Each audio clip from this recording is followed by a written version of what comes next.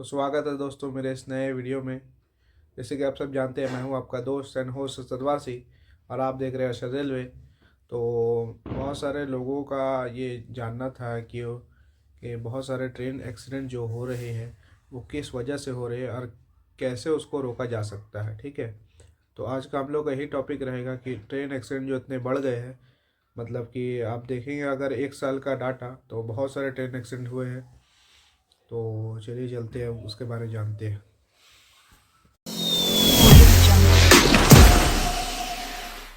तो सबसे पहले जान लीजिए कि ट्रेन चलता कैसे है। तो ट्रेन चलता है इंजन से। ठीक है, इंजन उसको पावर देती है तो वो चलता है। और जो सिस्टम है हम लोग का वो अभी उतना जो पहले का जो सिस्टम है वही चल रहा है। अभी कोई उसमें ज़्यादा डेवलपमेंट नहीं हुई है। तो जैसे सिग्नल जैसे चलता था जैसे कि पहले 10 साल 20 साल पहले, वो भी आज भी वैसे ही चल रहा है। तो इसमें बदलाव की ज़रूरत है और सरकार को ये बदलाव करना भी चाहिए, क्योंकि हर टाइम के हिसाब से अलग अलग चीज़ें आनी चाहिए। जैसे कि पहले हम लोग कीपैड फ़ोन पकड़ते थे, फिर उसके बाद फिर एंड्रॉयड फ़ोन आया, फिर उसके बाद स्क्रीन टच फ़ोन आया। इस हिसाब से रेलवे में भी अपडेट्स आना चाहिए। ये सरकार को समझना चाहिए और जितने भी जो उनके रेल मंत्री है और जितने भी लोग हैं उनको ये सब समझना चाहिए और जितने जल्द से जल्द हो सके इसको अप्लाई करना चाहिए। ठीक है, दूसरा पॉइंट ये है कि ट्रेन एक्सीडेंट क्यों हो रहे हैं, मतलब उसका रीज़न क्या है। तो रीज़न एक ही है कि पहले के टाइम पे जो ट्रेन, जैसे कि 5-6 रूट पे जो एक ट्रेन चलती थी, वो अभी ट्रेन अब का तादाद जो है अभी वो बढ़ गया है। और फिर अभी नई नई जो वंदे भारत आ रही है वो भी हम लोग के सेम ट्रैक पे ही चल रही है। और उसका जो मैक्सिमम स्पीड रखा गया है वो 130-160 का अराउंड रखा गया है। लेकिन हम लोग की जो मेन इंडियन इंडियन ट्रेन की जो पटरी है, जो ट्रैक्स है, वो हम लोग के ब्रिटिश ज़माने की है, क्योंकि वही लोग ने पूरा ट्रैक बिछाया था और उसको फिर तोड़ा नहीं गया, मतलब उसी पे फिर और कंस्ट्रक्शन करके वो पूरा बनाया गया। ठीक है,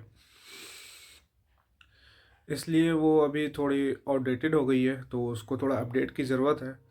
और मैं देख रहा हूँ थोड़ा बहुत अपडेट्स होते रहते हैं टाइम टू टाइम।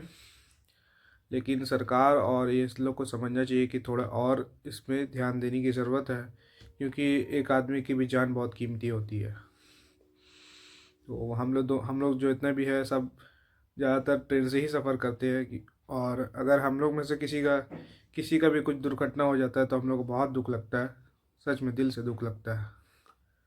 और जैसे कि हम लोग रेल फैंस हैं तो हम लोग कहीं ना कहीं जाते रहते हैं, कहीं ना कहीं आते रहते हैं। तो कोई भी ट्रेन एक्सीडेंट होता है, तो जैसे कि अभी शालीमार का हुआ था जो डिरेल हो गई थी, उससे पहले कोरमंडल का इतना बुरा एक्सीडेंट हुआ था हम लोग को उड़ीसा में, बालेश्वर में। फिर उससे पहले भी बहुत एक्सीडेंट हुए, उसके बाद भी लगातार 3 4 5 एक्सीडेंट हुए थे। तो ये सब देख के बहुत दुख लगता है हम लोग रेल फैंस को, और जितने भी रेलवे से जुड़े जानकारी लेते हैं वो लोग सबको बहुत दुख लगता है। तो इसके बारे में थोड़ा सोचना चाहिए। ठीक है, उसके बाद अगर डेवलपमेंट की बात की जाए तो डेवलपमेंट अप टू डेट होना चाहिए। जैसे कि आप जो मोदी सरकार लाए थे कवच सिक्योरिटी, उसको आपको और अपडेट करके सभी जितने भी पुराने लोकोमोटिव है, जैसे कि WAP7 WAP, अभी 7 तो अभी लेटेस्ट ही चल रहा है, उससे आगे नहीं है। अभी WAP4 है, जैसे कि और भी बहुत सारे ट्रेन्स के है। ठीक है, और जैसे कि मालगाड़ी वगैरह में जो लोकोमोटिव यूज़ होते हैं वो पुराने वाले, जैसे कि WAG7, WAG5, WAG6, WAG9 तो अभी लेटेस्ट ही चल रहा है लगभग, और 11 12 तो आ ही गया है। और भी बहुत सारे हैं, जैसे कि 9 अभी ट्विंस आया है। और जैसे कि EMD हो गया, एल्को तो अभी टोटली बंद हो गया प्रोडक्शन उसका, तो उसकी बात छोड़ दो। तो ये सब में हम लोग को कवच सिक्योरिटी डालना ही चाहिए। और मेरी सरकार से अपील है कि जो पहले सिस्टम था, जैसे कि 3 सिग्नल के बाद ही दूसरे ट्रेन को जाने दिया जाता था, तो वो को उसको वापस लाया जाए, क्योंकि ट्रैफिक को अगर कम करना है तो आपको ट्रैक्स बढ़ानी पड़ेगी। लेकिन आप एक ही जैसा जैसे गाड़ी जैसे चलता है वैसे ट्रेन चलाओगे तो एक्सीडेंट होगी, ये 100% श्योर है। क्योंकि मैं देख रहा हूँ अभी बहुत, मतलब कि मैं कहीं जा रहा था, जैसे रायपुर ही जा रहा था, तो मैंने देखा कि एक ट्रैक पे 4 ट्रेन लगातार खड़ी थी और सिर्फ एक सिग्नल पे, मतलब कि रेड सिग्नल था उसका, उसके आगे में भी रेड सिग्नल था, तो चारों ट्रेन लगातार खड़ी थी। तो इससे ये समझ में आ रहा है कि मतलब एक सिग्नल पे ट्रेन चल रही है। तो क्योंकि ट्रेन के ब्रेक्स उतने पावरफुल तो होते नहीं है कि एक मिनट में ब्रेक लगाया वैसे गाड़ी रुक गई वैसे ट्रेन भी रुक गया। तो इस हिसाब से कम ट्रेन जैसे पहले चलता था कि 3 सिग्नल में ट्रेन चलती थी वैसे ही चलाना चाहिए। और अगर ट्रैफिक ज़्यादा हो रहा है ट्रेन का तो जो जो ट्रेन है उसको, मतलब कि गुड्स ट्रेन को अलग ही, मतलब कि सेगमेंट में अलग कर देना चाहिए।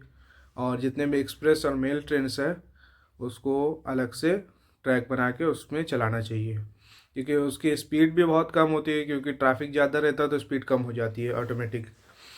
ठीक है, जैसे कि लाइन क्लियर मिलेगा तो क्या वो अपने मैक्सिमम स्पीड में चल सकती है।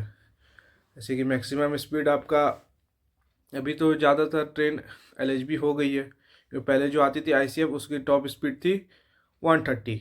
ठीक है, 130 टू 120 यही लगभग थी, लेकिन वो चलता था 110, 120, 110, 100, 100 तक मैक्सिमम चलता था वो। ठीक है, और अभी जो ट्रेन आई है वो है एलएचबी, वो मॉडर्न ज़माने की है, वो अभी नई ज़माने की है, तो उसका टॉप स्पीड रखा गया है 200। 200 में वो चल सकती है, लेकिन अभी इंडिया का वैसा ट्रैक सिस्टम नहीं है कि 200 में उसको चला सके, इसलिए उसको मैक्सिमम कहीं कहीं पे, हर जगह में 130, कहीं कहीं पे 100, कहीं कहीं पे 160 चलाया जाता है। तो अगर ऐसा कुछ सिस्टम बन जाए कि मेल्स ट्रेन और एक्सप्रेस ट्रेन की पूरा ट्रैक ही चेंज हो जाए तो इससे बहुत सारे जो आदमी का टाइम भी बचेगा और बहुत सारी तरक्की भी होगी। और हम लोग भी प्राउड होकर इंडिया को बोल सकते हैं कि हम लोग का इंडिया में ऐसा नया सिस्टम आ गया है। ठीक है, और बहुत सारे लोग ऐसे नेगेटिव कमेंट भी करते हैं कि हमारे इंडिया में लोकोमोटिव अच्छे नहीं है, हम लोग का टॉप स्पीड कम है, हम लोग ये है। लेकिन वो लोग सबको मैं ये बोलना चाहूँगा कि देश हमारा है, हम लोग को ही मिलके आगे बढ़ाना है।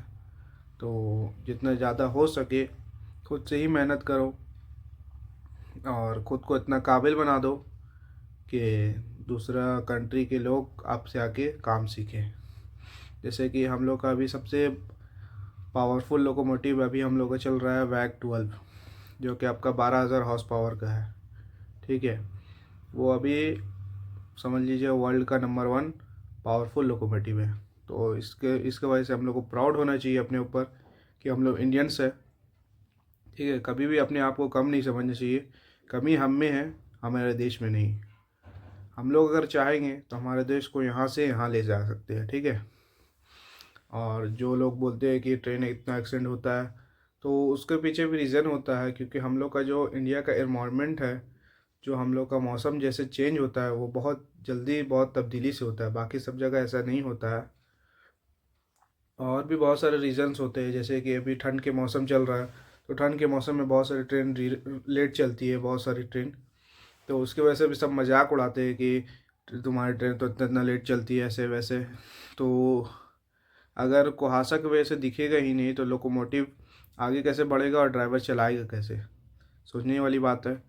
तो ये सब को आदमी को समझना चाहिए। और जितना हो सकता है रेलवे आपका पूरा जानकारी, पूरा आपका सुविधा के लिए, आपके लिए ही बैठा है। रेलवे आपका सर्विस देने के लिए बैठा है। ठीक है, कोई बाहर से लोग नहीं आते उसमें बैठने के लिए, इंडिया के लोग ही बैठ के जाते हैं, इंडिया के लोग ही से चलता है वो, और वो सर्विस के लिए ही बना है, ऐसा कोई अपने कमाने के लिए नहीं बना है।